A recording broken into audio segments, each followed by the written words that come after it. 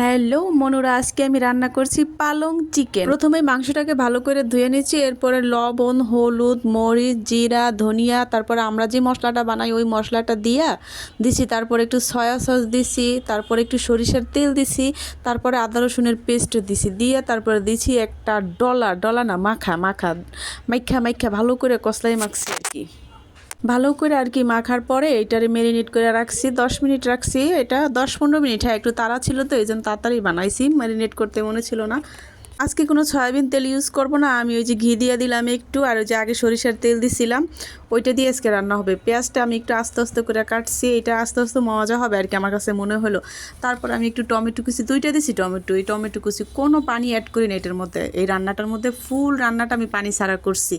তারপর একটু হালকা হইবে তারপরে এই মাংসটা দিয়ে দিব, কারণ বেশি ভাজলে ওই স্বাদটা আমি পাবো না, আমার কাছে মনে হইতেছে। আমি এইভাবেই রান্না করলাম, হালকা ভাজছি। তারপরে যে কষানো হয়ে যাবে তারপরে একটু ওই যে পালং শাকের পেস্টটা দিয়ে দিব, এটা আমি সেদ্ধ করে নিছি শাকটা, তারপরে ওই পেস্টটা দিয়ে দিছি। এই যে কালারটা আসছে আমার, কিন্তু আমার পুরোপুরি সবুজ আসে নাই। যারা পালং যে এটা রান্না করে হয় অনেকটা সবুজ আসে, হয়তো ফ্রুট কালার দেয় এই জন্য সবুজ আসে, কিন্তু আমারটা কোনো সবুজ কালার আসে নাই, এইভাবেই আসছে কালারটা। এটাও ভালো লাগতেছে, খারাপ না আর কি। এই যে হওয়ার পরে লাস্টে একটু জিরার গুঁড়া দিয়ে নামাই দিছি, শেষ রান্নাটা।